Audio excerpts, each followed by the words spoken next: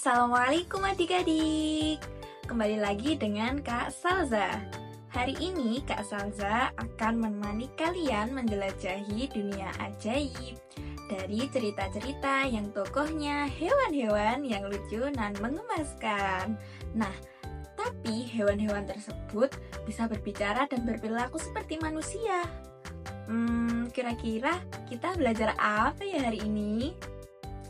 Sebelum itu, Kak Salza punya satu video nih. Coba kalian perhatikan. Beruang dan lebah madu.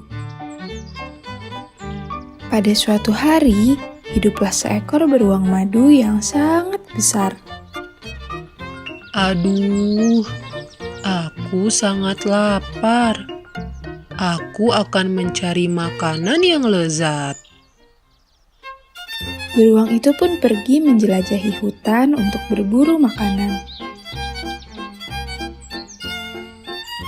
Di tengah perjalanan, ia menemukan pohon yang di atasnya terdapat sarang tempat lebah menyimpan madu. Lalu, beruang pergi mendekati sarang lebah tersebut dengan niat untuk mencuri madu.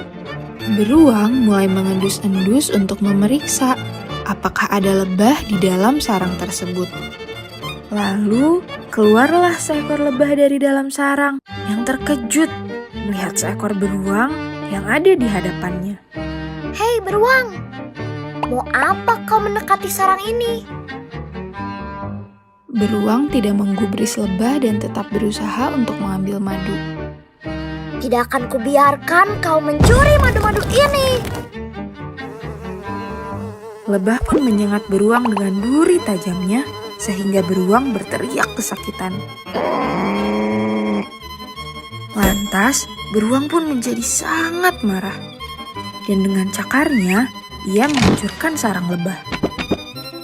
Tepat saat itu, sekumpulan lebah telah pulang.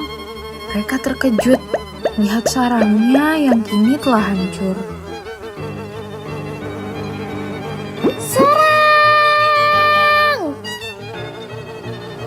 Seluruh kawanan lebah menyerang beruang secara bertubi-tubi. Beruang terus berteriak kesakitan. Beruang yang malang itu akhirnya lari terbirit-birit dan hanya dapat menyelamatkan dirinya dengan cara menyelam ke dalam air sungai.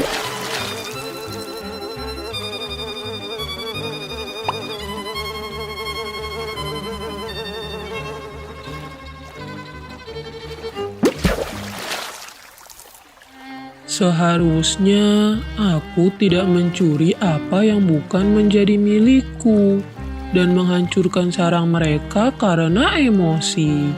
Yang aku dapatkan hanya kesakitan. Nah, gimana videonya? Lucu kan hewan-hewannya? Dalam video tersebut, hewan-hewan bisa berbicara dan bertingkah laku seperti manusia. Kak Salza punya satu pertanyaan nih. Kira-kira disebut apakah cerita dalam video tadi? Benar sekali. Video tadi mengandung cerita fabel. Kira-kira apa ya cerita fabel itu? Mari kita pelajari bersama-sama. Jadi, apa sih cerita fabel itu? Cerita fabel adalah cerita tentang hewan yang bisa berbicara dan bertingkah seperti manusia. Namun, cerita fabel bukan hanya menceritakan tentang kehidupan hewan.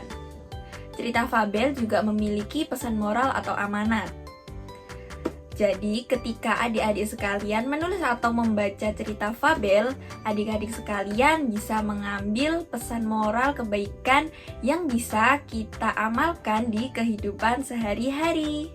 Nah, kira-kira adik-adik sudah ada yang tahu belum ya? Apa aja sih ciri-ciri cerita fabel itu? Mari kita pelajari bersama. Ciri-ciri fabel ada 3. Yang pertama, tokoh utama dalam cerita adalah hewan. Yang kedua, Hewan-hewan tersebut bisa berbicara dan berpikir seperti manusia. Ciri yang ketiga, cerita fabel juga memberikan pesan moral kebaikan. Nah, Kak Salza udah nyiapin nih salah satu cerita fabel yang bisa kita pelajari. Judulnya adalah Kelinci dan Kura-kura. Suatu hari, kelinci meremehkan kura-kura yang jalannya lambat. Ia menantang kura-kura untuk berlomba lari.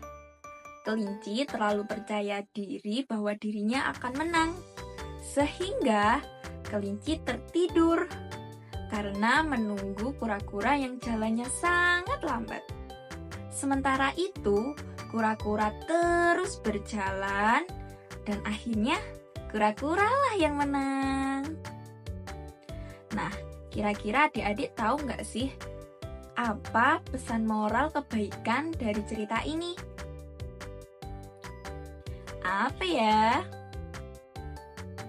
Nah, benar sekali.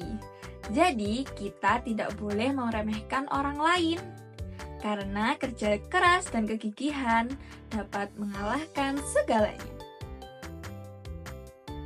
Adik-adik kan udah tahu nih, apa itu cerita fabel dan apa saja ciri-ciri dari cerita fabel. Kak Salza ingin mengajak adik-adik untuk menentukan mana yang termasuk cerita fabel. Kak Salza punya 2 cerita. Yang pertama bawang merah dan bawang putih. Dan yang kedua cerita si kancil dan buaya. Kira-kira mana ya yang termasuk cerita fabel? Benar sekali. Yang termasuk cerita fabel adalah kancil dan buaya. Karena di dalamnya pemerannya adalah kancil dan buaya. Oke, selanjutnya Kak Salza punya soal lagi nih. Cerita pertama adalah Singa si Raja Hutan. Cerita yang kedua asal-usul Danau Toba. Kira-kira mana ya yang termasuk cerita fabel? Nah, benar sekali. Singa sang Raja Hutan. Oke, kali ini lebih susah nih. Kak Salza punya 3 cerita. Yang pertama, Nyi Roro Kidul. Yang kedua, Gajah dan Semut. Dan yang ketiga, Malin Kundang. Kira-kira mana sih yang termasuk cerita fabel? Benar sekali. Yang termasuk cerita fabel adalah Gajah dan Semut. Selanjutnya yuk. Selanjutnya kakak punya cerita lagi nih. Yang pertama, Negeri Lumpur. Yang kedua, Roro Jongrang. Dan yang ketiga, Kerbau dan Burung Jalak. Kira-kira mana nih yang termasuk cerita fabel? Benar sekali, pintar. Yang termasuk cerita fabel adalah Gajah dan Burung Jalak. Nah, yang ini lebih sulit nih. Kakak Salza punya 4 cerita. Yang pertama, Semut dan Belalang. Yang kedua, Joko Kendil. Yang ketiga, asal-usul Lampung. Yang keempat, asal-usul Banyuwangi. Yuk, tentuin mana yang termasuk cerita fabel? Nah, benar sekali. Anak hebat. Jadi, yang termasuk cerita fabel adalah Belalang dan Semut. Tepuk tangan untuk kita semua. Wah, keren banget. Adik-adik sudah hebat. Kak Salza bangga banget sama kalian. Hari ini kalian sudah belajar tentang apa itu cerita fabel, apa saja ciri-cirinya, dan juga udah bisa membedakan antara cerita fabel dan yang bukan fabel. Terima kasih sudah mau belajar bersama Kak Salza. Sampai jumpa di lain kesempatan. Dadah! Assalamualaikum.